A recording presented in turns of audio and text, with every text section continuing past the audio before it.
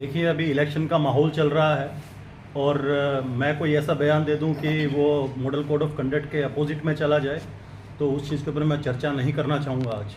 लेकिन हाँ, ये सब चीज़ें होती हैं कि जो आपका जो रेजिग्नेशन है, रेजिग्नेशन में बहुत चीज़ें होती हैं कि अगर आप एक काम कर रहे हैं, आपको काम नहीं करने दिया जा रहा, वहाँ पे एक जो विज़न है जिसके लिए जनता ने एक जो पॉलिटिकल जो नुमाइंदे हैं उनको चुन के भेजा हुआ होता है, वो लोग जनता के फेवर में काम नहीं करना चाहते। बहुत चीज़ें होती हैं इसके अंदर।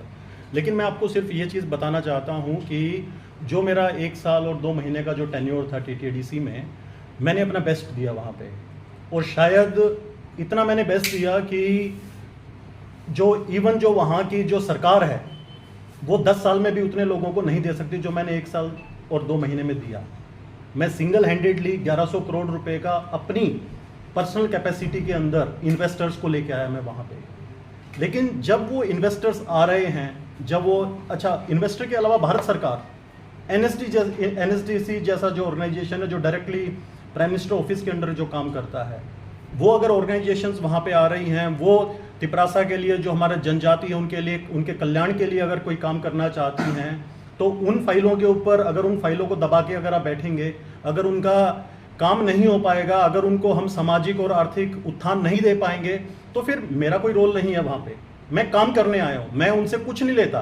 टीटीडीसी से मैंने आज तक 1 रुपया नहीं लिया। लेकिन देखिए, एक कहावत होती है, आइदर यू परफॉर्म और पेरिश, या तो आप काम करिए या छोड़ दीजिए। वो 2 लोगों के लिए होता है। या तो जो नकारा आदमी होते हैं, जो कुछ नहीं करते सिस्टम के अंदर, डिपार्टमेंट के अंदर, उनको छोड़ देना चाहिए। अगर वो काम नहीं कर पा रहे हैं, अगर उनकी मंशा काम करने की नहीं है, उनको डिपार्टमेंट से खुद ही इस्तीफा देके निकल जाना चाहिए।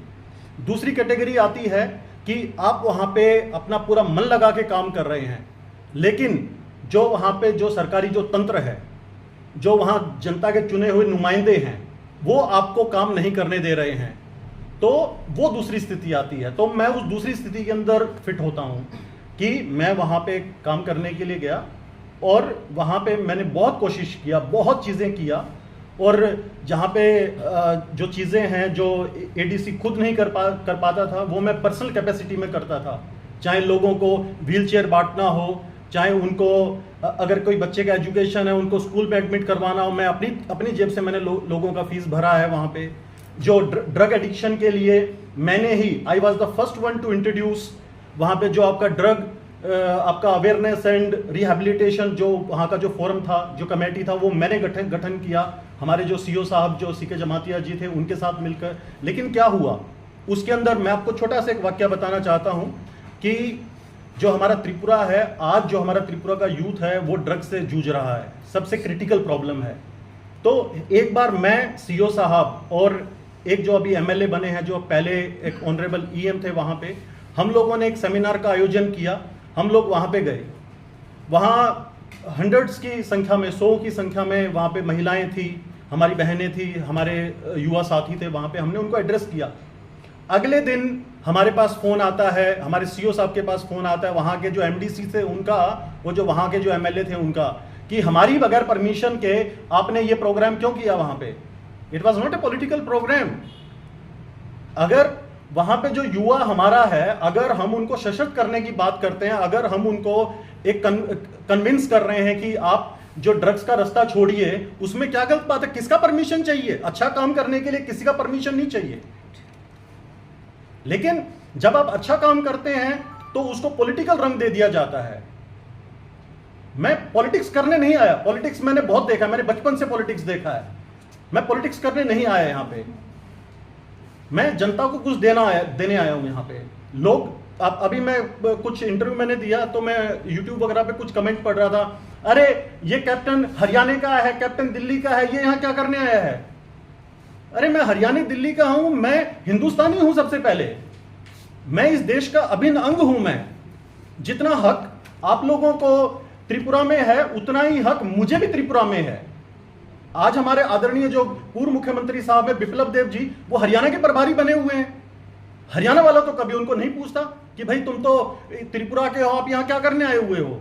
जितना हमारा फौजी भाई बहन है वो बॉर्डर के ऊपर बैठा हुआ है, कोई चाइनीज बॉर्डर के ऊपर है, कोई नेपाली बॉर्डर के ऊपर बैठा है, कोई पाकिस्तानी बॉर्डर के ऊपर बैठा है, कोई बांग्लादेश बॉर्डर पे बैठा है, क्या उनसे कोई सवाल जवाब करता है कि भाई तुम तो बिहार के हो, तुम यहां क्या करने आ गए? तुम तो पंजाब के, तुम ये क्या करने आ गए? तुम राजस्थान के, तुम यहां क्या करने आ गए? ये हमारा भारत है, ये हमारा देश है, और हमारी आइडेंटिटी भारत से, हिंदुस्तान से हमारी आइडेंटिटी। और जो हमारा जो जनजाति है, जनजाति जो है इंडिजीनियस पीपल, ये हमारे भारत के मूल निवासी हैं। इनको बचाने का, इनके सर्वाइवल और एग्जिस्टेंस को प्रोटेक्ट करने का हर एक इंसान का दायित्व है। इसलिए उस दायित्व को निभाने के लिए मैं त्रिपुरा में आया हुआ हूं। और ऐसा नहीं है कि अब बहुत से लोग कहेंगे त्रिपुरा ही क्यों चुना, दूसरा भी चुन लेते, मेरी मर्जी। मैं त्रिपुरा से स्टार्ट कर रहा हूं इस चीज को। सोशल और इकोनॉमिक एम्पावरमेंट, हर एक आदमी का सपना होता है रोटी कपड़ा और मकान, सबसे जरूरत होता है। लास्ट ईयर का मैं एक वाक्य मैं बताना नहीं चाहता था आपको। मैंने एक मुहिम स्टार्ट किया जिसके अंदर मैंने जो स्किल सेक्टर काउंसिल है, जो इंडिया का, गवर्नमेंट ऑफ इंडिया का काफी सारा, और एनएसडीसी के माध्यम से मैं यहां पे तिपरासा को, एलोन सिर्फ तिपरासा को 23,000 हर साल का एम्प्लॉयमेंट देने का मैंने वायदा किया था। यहाँ पे 23,000 एम्प्लॉयमेंट, जिसमें से 8,000 एलोन एनएसडीसी जो नेशनल स्किल डेवलपमेंट कॉर्पोरेशन है वो उसमें दे रहा था। और जो 8,000 जो बच्चा जो हमारा तिपरासा का है, उनको फॉरेन में job with minimum salary of 1.5 lakh. क्यों उस फाइल के ऊपर बैठे? Why the system is sitting on that file from the last 4 months? तर्क आ रहे हैं कि उनका ये। फिर एक हमने मीटिंग किया, जो skill sector council, telecom skill sector council, automobile skill sector council और काउंसिल के लोग आए हुए थे, उनके साथ मीटिंग हुआ। उन्होंने बोला हम स्टाम्प पेपर पे लिख के देते हैं, हम आपके बच्चों का यहाँ पे 15,000 बच्चों का मिनिमम हम यहां से हर साल का एम्प्लॉयमेंट जनरेट करेंगे। उस फाइल के ऊपर बैठ गए। अरे जिस गरीब के घर के अंदर चूल्हा नहीं जलता, वो जो ड्रग्स के अंदर जो युवा चला गया, क्या आप उसकी सुध लेते हो? अगर कोई आपको, आपके बच्चे को एम्प्लॉयमेंट दे रहा है उसकी क्वालिफिकेशन के हिसाब से, क्या बुराई है उस चीज में?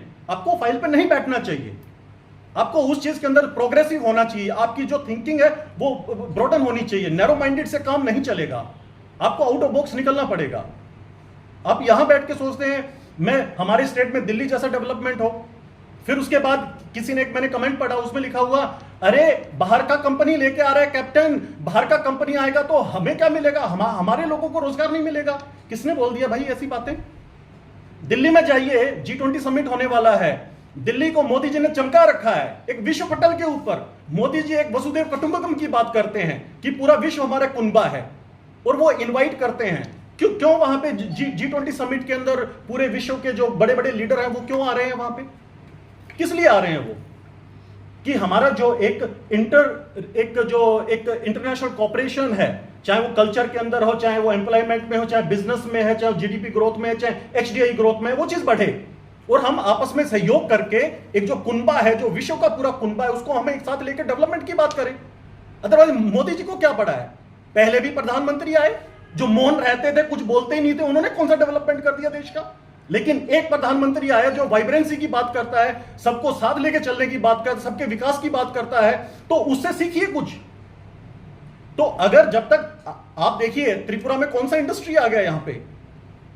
बंगाल में टाटा गया था एक बार, टाटा को ममता जी ने मना कर दिया कि आप चले जाओ, सिंगूर वाला जो कांड जो हुआ था। आज तक वेस्ट बंगाल में कोई बड़ा इंडस्ट्री नहीं आया। उसका नुकसान किसको हुआ? एक आम आदमी को। वहां पे जिसके बच्चे ने इंजीनियरिंग किया था, वो सोच रहा था कि टाटा का प्लांट आएगा, मेरे बच्चे को रोजगार मिलेगा, नहीं मिला। कोई दूसरा दुकान वाला था, वो सोचा मेरी दुकान यहां पे खोलूंगा मैं, यहां पे इतना एम्प्लॉय काम करेगा, मेरे को रोजगार मिलेगा, नहीं मिला। और वहां पे इतने लोग थे, सोचे डेवलपमेंट होगा, हमें यहां पे ये मिलेगा, वो मिलेगा, नहीं मिला। नुकसान किसका हुआ? आम आदमी का नुकसान हुआ।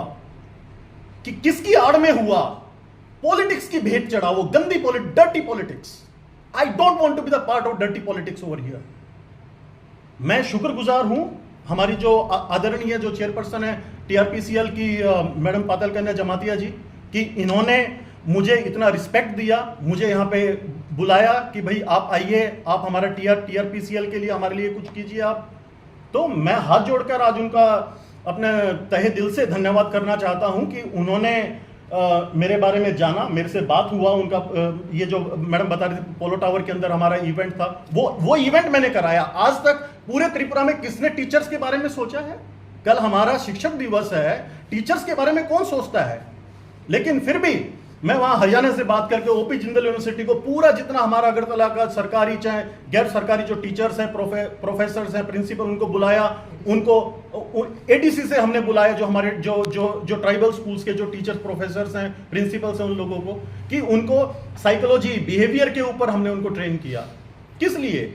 कि वो जो हमारे बच्चे हैं, जो हमारा यूथ है, जो हमारा एसेट है हमारा जो त्रिपुरा का और हमारे त्रिपुरासा को, वो एक सही उनको डायरेक्शन दे सके, दिशा और दशा दे सके, अच्छी दिशा और दशा दे सके यहाँ पे। तो मैं आज यहाँ पे आया, मैडम के अपना इन्होंने रिक्वेस्ट किया, और वो भी मुझे फेसबुक के माध्यम से पता चला। मेरे किसी दोस्त ने बताया मुझे कि आपका देखो वो मैडम पाताल कन्या जी ने आपके लिए इतना कुछ लिखा। तो मेरा फर्ज बनता है, मैं हमेशा रिस्पेक्ट देना जानता हूं, मैं कभी किसी को डिसरिस्पेक्ट नहीं करता।